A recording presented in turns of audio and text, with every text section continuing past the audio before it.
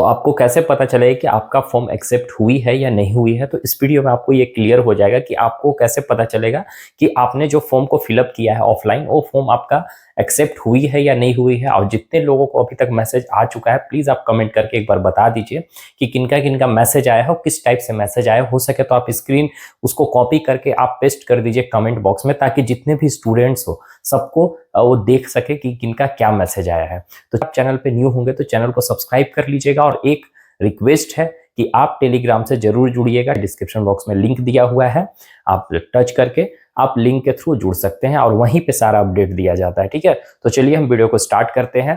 तो देखिए, हम लोग अभी तक देखिए बहुत बच्चे को, कैंडिडेट को मैसेज नहीं आया है और सभी बच्चे परेशान है कि सर मेरा फॉर्म एक्सेप्ट हुई है या नहीं हुई है, हम कैसे जानेंगे। और प्लस में यहाँ पे डिस्कस हम करने वाले हैं कि फॉर्म आपका रिजेक्ट होगा या एक्सेप्ट होगा। ओके, और डेट जो एक्सटेंड हुई है, ऐसे हम इसको आपको टेलीग्राम पे बता दिए थे, लेकिन फिर भी हम यहाँ पे डिस्कस कर लेंगे। और ऑल पोस्ट के, जैसे कि आपने अलग अलग पोस्ट के लिए अप्लाई किए होंगे, अलग अलग सब्जेक्ट के लिए, तो आपको कैसे पढ़ाई करना है, कौन सा लेवल तक पढ़ाई करना है, इस वीडियो में जानेंगे।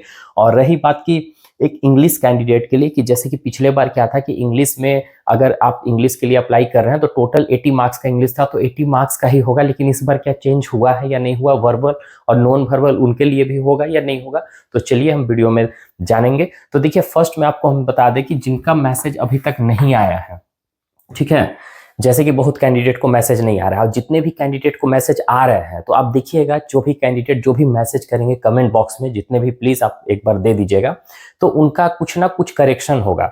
जैसे किसी का ईमेल वेरिफिकेशन के लिए आ रहा है, किसी को सेंटर चूज करने के लिए आ रहा है। हाँ, एक आपको प्रॉब्लम क्या है कि सेंटर चूज करने के लिए तो कभी कभी कैंडिडेट क्या है ना कि एड्रेस प्रॉपर नहीं फिल किए होंगे, या तो किसी तरह कुछ प्रॉब्लम हो रहा होगा, या किन्हीं को डायरेक्टली अभी ही बता दिया जा रहा है कि सेंटर उनका कहाँ रहेगा, क्या रहेगा, तो उनका मैसेज आ रहा है। प्लस में और भी कुछ करेक्शन है, तो किसी को डिक्लेरेशन फॉर्म के लिए अप्लाई करने के लिए आ रहा है कि आपने ये डॉक्यूमेंट्स लगाए हैं, लिखे हैं, लेकिन ये आपका डॉक्यूमेंट्स नहीं है, तो इसमें आप दे दीजिए कि आप कब तक देंगे, क्या होगा, कैसे होगा, मतलब वो सब डिक्लेरेशन फॉर्म के लिए आ रहा है। तो इस तरीका से आप देखेंगे कि मैसेज आ रहा है स्टूडेंट का। तो इससे एक चीज यही पता चलता है कि जितने भी कैंडिडेट हैं आप लोग सब, आपका फॉर्म तो सही है, आप जान रहे हैं कि मेरा एकदम बिल्कुल सारा कुछ, मेरा डिग्री क्लियर है, तब भी आपका मैसेज नहीं आ रहा है।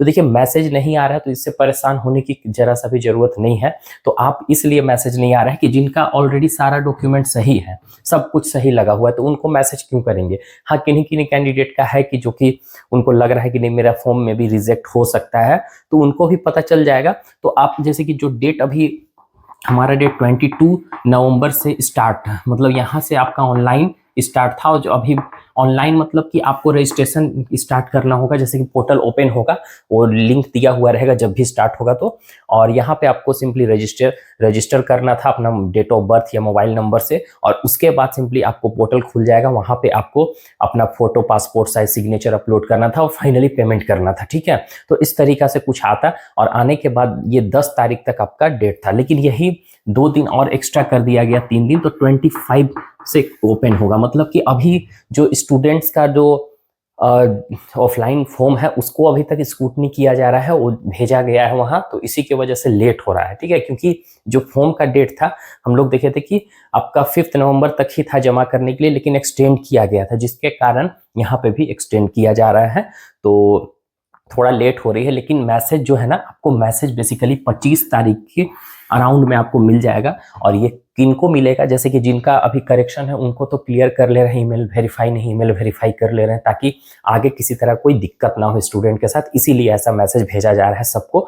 जिनका गड़बड़ लग रहा है उनको ज्यादातर भेज रहे हैं, और जिनका सही है उनको नहीं आ रहा है। तो आप टेंशन मत लीजिए, आपका भी मैसेज आएगा। और मैसेज आपका कब आएगा, जैसे कि सिंपली जैसे ही पोर्टल ओपन होगी, ठीक है, वेबसाइट पे जैसे पोर्टल ओपन होगी आपको मैसेज आ जाएगा कि आपका जो फर्दर प्रोसेस है, जो आगे का प्रोसेस है, आप कंप्लीट कीजिए, लिंक के साथ आपको मैसेज दे दिया जाएगा। और ये मैसेज आपको रिसीव कहाँ होगा, या तो ईमेल में होगा, या तो डायरेक्टली टेक्स्ट मैसेज में आपको मैसेज मिल जाएगा। ठीक है, तो एकदम इसको लेकर आप टेंशन मत लीजिए कि सर मेरा मैसेज नहीं आया है, क्या होगा, मेरा फॉर्म एक्सेप्ट होगा या रिजेक्ट होगा। देखिए, रिजेक्ट होने का जो फॉर्म का चांसेस है ना, एकदम कम चांसेस है। मतलब आपका अगर एकदम गड़बड़ हो गया, आप हियरिंग में डालो होंगे, जैसे 23-25 सेशन वाले कैंडिडेट होंगे, या किसी तरह कोई और प्रॉब्लम होगा, तो उनका एक्सेप्ट नहीं करेगा। देखिए, डीएवी में क्या है ना कि वो आपसे 300 चार्ज करेंगे, ठीक है, पे करने के लिए पेमेंट।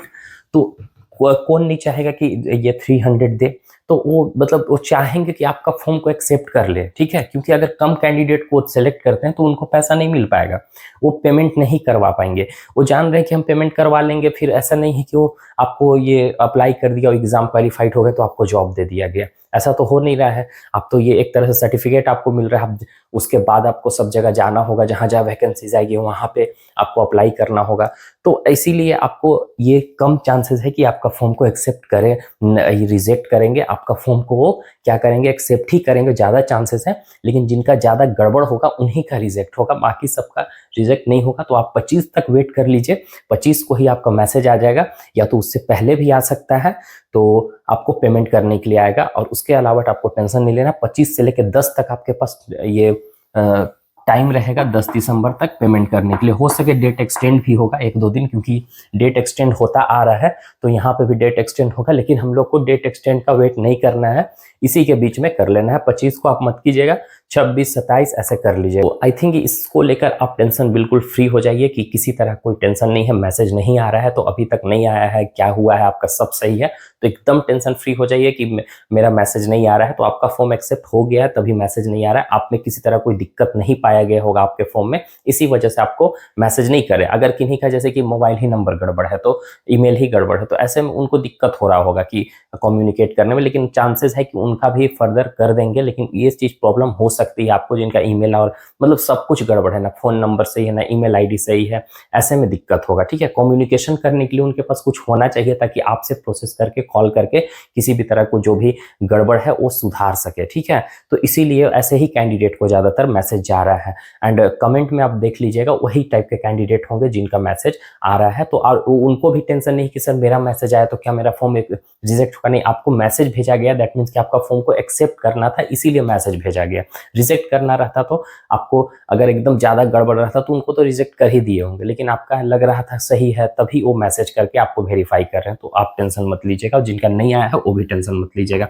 जिनका ज्यादा गड़बड़ है उनको खुद पता होगा कि मेरा फॉर्म, मेरा एकदम हम उस पोस्ट के लिए एलिजिबल नहीं थे, तभी आपका मैसेज, आपका फॉर्म एक्सेप्ट नहीं करेंगे। नहीं तो चांसेस है वो 300 उनको लेना है तो आपका फॉर्म एक्सेप्ट करेंगे, डोंट वरी। ओके, अब देखिए रही बात की सभी पोस्ट के लिए आपको कैसे पढ़ना है। तो देखिए आप जैसे कि पीआरटी के लिए फिल किए होंगे, ठीक है, टीजीटी के लिए फिल किए होंगे और पीजीटी के लिए फिल किए होंगे। तो अभी फिलहाल आप जैसे कि पीआरटी के लिए, तो आप पीआरटी के लिए सिंपली 3 to 8 क्लास तक का जो भी आप सब्जेक्ट होगा, है ना, टीचिंग में हम बात करें जो भी सब्जेक्ट होगा 8 क्लास तक आप पढ़िए। आप थोड़ा बहुत 9th का बेसिक चीज को ले लीजिएगा। तो जैसे कि सीटेट में आता है ना आपका, जैसे साइंस का बात करते हैं, साइंस में जो सीटेट का जो क्वेश्चन पेपर है आप उसको बना लीजिएगा, सॉल्व कर लीजिएगा, हो जाएगा आपका, ठीक है।